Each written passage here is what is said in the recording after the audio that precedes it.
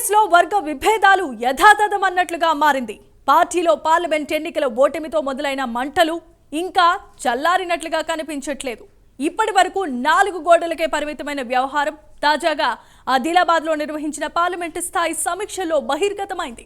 ముఖ్య నేతలు తమ ప్రసంగాల్లో ఒకరిపై మరొకరు కౌంటర్ ఇచ్చేలా మాటల తూటాలు పేల్చుకున్నారు.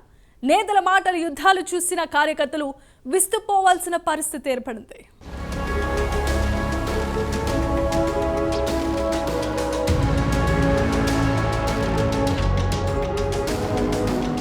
ఆదిలాబాద్ జిల్లా కాంగ్రెస్ లో పార్టీ పరిస్థితి అంతా అస్తవ్యస్తంగా మారుతోంది.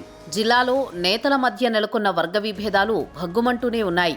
ఎన్నికలకు ముందు ఇతర పార్టీల నుంచి కాంగ్రెస్ పార్టీలోకి పెద్ద ఎత్తున నేతలు చేరారు. దీంతో పాత కొత్త నేతల మధ్య సఖ్యత లేకపోవడంతో వారి మధ్య ఉన్న ఆధిపత్య పోరు అప్పుడప్పుడు బహిరంగ వేదికల సాక్షిగా బహిర్గతం అవుతూనే ఉంది. ఇటీవల ఆదిలాబాద్లో నిర్వహించిన కాంగ్రెస్ పార్టీ సమావేశంలో జిల్లా ముఖ్య నేతల ప్రసంగాలు ప్రస్తుతం ఆ పార్టీ శ్రేణుల్లో హాట్ టాపిక్గా మారాయి.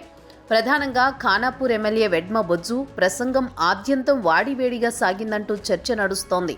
రాష్ట్ర పార్టీ వ్యవహారాల incharge Deepa Dasmunshi, TPCC chief Mahesh Kumar Goud, ఇతర అధిష్టాన పెద్దల సమక్షంలోనే బహిరంగ సభ వేదికగా ఆయన పార్లమెంట్ ఎన్నికల్లో పార్టీ ఘోర పరాజయంపై సమీక్ష జరగాల్సిందేనని కుండబద్దలు కొట్టినట్లు మాట్లాడడం అత్యంత ప్రాధాన్యత సంతరించుకుంది.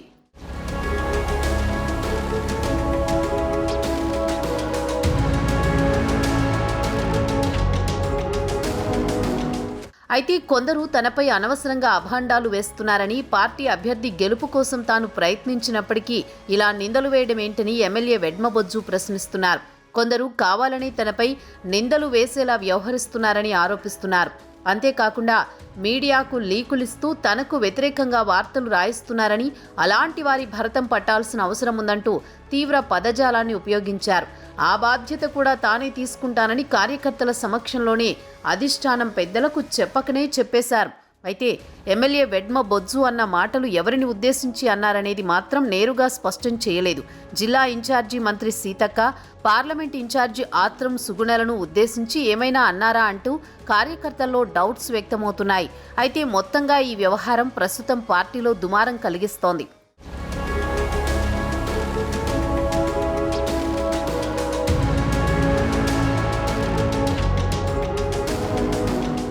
జిల్లా ఇన్ఛార్జి మంత్రి సీతక్క ప్రసంగంలో కూడా మాటల తూటాలు పేలాయి. లీడర్ అంటే అందరినీ కలుపుకుని పోవాలని, లేకపోతే గ్రూపులు తయారవుతాయని పేర్కొనడం ప్రాధాన్యత సంతరించుకుంది.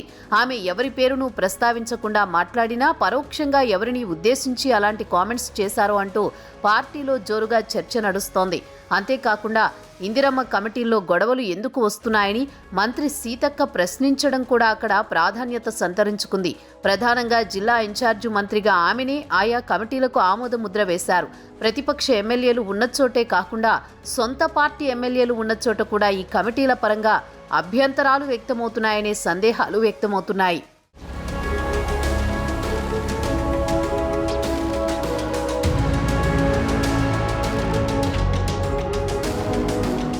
ఆదిలాబాద్ జిల్లాను ఎన్నికల సెంటిమెంట్గా భావించిన హస్తం పార్టీ రానున్న స్థానిక సంస్థల ఎన్నికల్లో ఇక్కడి నుంచే సమీక్షలు షురూ చేయాలని అధిష్టానం భావించింది. అందులో భాగంగానే వరుసగా సమావేశాలను నిర్వహిస్తున్నారు. అయితే అనుకున్నదొకటి అయ్యిందొకటి అన్న చందంగా పార్టీలో చర్చ మొదలైంది. జిల్లా కేంద్రంలో నిర్వహించిన ఈ సమావేశం అంతా సవ్యంగా సాగిందని పైకి పార్టీ నేతలు చెబుతున్నప్పటికీ అంతర్గతంగా మాత్రం నేతల మధ్య వర్గ విభేదాలు భగ్గుమంటూనే ఉన్నాయి. సమయం వచ్చినప్పుడల్లా వర్గ విభేదాలు ఇలా బహిరంగ వేదికలపై బయటపడుతూనే ఉన్నాయన్న చర్చ మొదలైంది. స్థానిక సంస్థల ఎన్నికల్లో సమన్వయం సాధించి కార్యకర్తల్లో ఉత్సాహం నింపాలని అధిష్టానం భావించినప్పటికీ జరిగిన పరిణామాలతో అధిష్టాన పెద్దలే ఆదిలాబాద్ విషయంలో పునరాలోచనలో పడినట్టు తెలుస్తోంది. రాబోయే రోజుల్లో జిల్లా నేతలంతా ఒకే తాటిపై నడిచేలా యాక్షన్ ప్లాన్ను రూపొందిస్తున్నట్లు తెలుస్తోంది. కొత్త పాత నేతల మధ్య వర్గ విభేదాలను పక్కన పెట్టి పార్టీ కోసం అంతా కలిసి పనిచేసేలా ప్రణాళికలను రచిస్తున్నారు.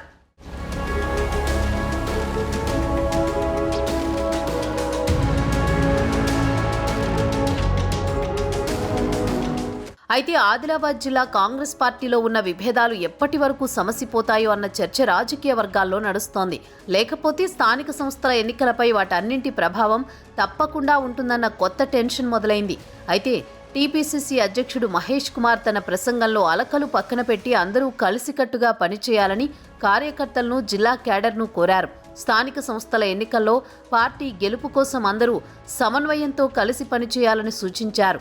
ఏడాది పాలనలో ప్రభుత్వం అమలు చేస్తున్న సంక్షేమ పథకాలను జిల్లాలో ఉన్న ప్రతి ఇంటికి వివరించాలని, గత 10 ఏళ్లలో బీఆర్ఎస్ ఏం చేసింది, ప్రస్తుతం ఏడాది కాంగ్రెస్ పాలనలో ప్రభుత్వం ఏం చేసిందన్న దానిపై ప్రజలకు వివరించాలని నేతలకు పీసీసీ చీఫ్ దిశానిర్దేశం చేశారు. ఇప్పటికైనా విభేదాలు వీడి కలిసికట్టుగా పనిచేస్తారా లేదా అన్నది చూడాల్సిందే.